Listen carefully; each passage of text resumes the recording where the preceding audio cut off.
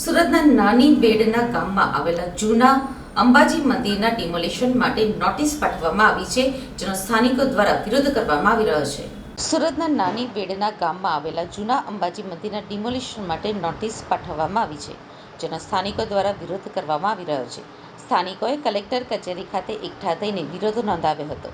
મનપા દ્વારા વર્ષો જૂના અંબાજી મંદિરને તોડી પાડવા નોટિસ આપવામાં આવી છે. આ મંદિર 1968માં બન્યું છે, જેથી લોકોમાં ભારે રોષ જોવા મળી રહ્યો છે. જો મંદિર હટાવવામાં આવશે તો ગાંધી ચિંધ્યા માર્ગે આંદોલન છેડવામાં આવશે તેવી સ્થાનિકો દ્વારા માંગ કરવામાં આવી રહી છે. મનપા દ્વારા વર્ષો જૂના અંબાજી મંદિરને તોડી પાડવા નોટિસ આપવામાં આવી છે. આ મંદિર 1968માં બન્યું છે, જેથી લોકોમાં ભારે રોષ જોવા મળી રહ્યો છે. જો મંદિર હટાવવામાં આવશે તો ગાંધી ચિંધ્યા માર્ગે આંદોલન છેડવામાં આવશે તેવી સ્થાનિકો દ્વારા માંગ કરવામાં આવી રહી છે. સ્થાનિકોએ કહ્યું કે નાની બેડ મુકામે આવેલ શ્રી લક્ષ્મીનારાયણના મંદિરમાં નિયમિતપણે સવાર સાંજ એમ 2 વખત આરતી કરીને પૂજા અર્ચના કરવામાં આવે છે. હિન્દુ વર્ષમાં આવતા અનેક વાર તહેવારે પણ વિવિધ પ્રકારની પૂજા અર્ચના થતી હોય છે. અનેક હિન્દુ ધાર્મિક પ્રસંગોની ઉજવણી ઉપર સદર મંદિર દ્વારા કરવામાં આવતી હોય છે. નાની બેડના રહેવાસીઓના ઘરમાં આવતા શુભ પ્રસંગે પણ સદર મંદિરની પૂજા અર્ચના કરવામાં આવતી હોય છે. નિયમિતપણે માર્ગના રાહદારીઓ પણ દર્શન વગેરેનો લાભ લેતા હોય છે. એ જ રીતે સદર શ્રી લક્ષ્મીનારાયણ મંદિર નાની બેડના સર્વે રહેવાસીઓ સહિત આજુબાજુના વિસ્તારના રહીશોની પૌરાણિક આસ્થાનું કેન્દ્ર છે.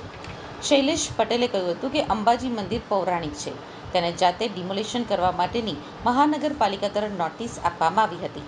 આ મંદિરનો ઉલ્લેખ પણ છે. લોકોની આસ્થા પણ જોડાયેલી છે. આજુબાજુના ગામ લોકો અને વિસ્તારના લોકોની આસ્થા જોડાયેલી છે. મંદિરનો ભાગ તોડી પાડવા માટે કહેવામાં આવી રહ્યું છે, ત્યારે અમારી માંગ છે કે આ મંદિર બચવું જોઈએ અને એટલે જ અમે મોરચો લઈને રજૂઆત. મારું નામ શૈલેષભાઈ રામુભાઈ પટેલ, પ્રમુખ શ્રી ચિત્રપડા કોળી પટેલ ભગત ટ્રસ્ટ ગોવિંદઝોલ. રજૂઆત એવી છે, સુરત મહાનગરપાલિકા દ્વારા 11/6/2024 રોજ અમને એક અંબાજી મંદિર તથા લક્ષ્મીના મંદિર જે નાનીવેર ગામમાં આવ્યું છે, પૌરાણિક મંદિર છે, એને જાતે ડિમોલિશન કરી નાખવાની નોટિસ આપવામાં આવી. 1 વીકમાં તમારે જાતે તમારે 1 વીકમાં એનું ડિમોલિશન કરી નાખવું, જાતે જેટલો ભાગ કપાટમાં જાય છે એટલો.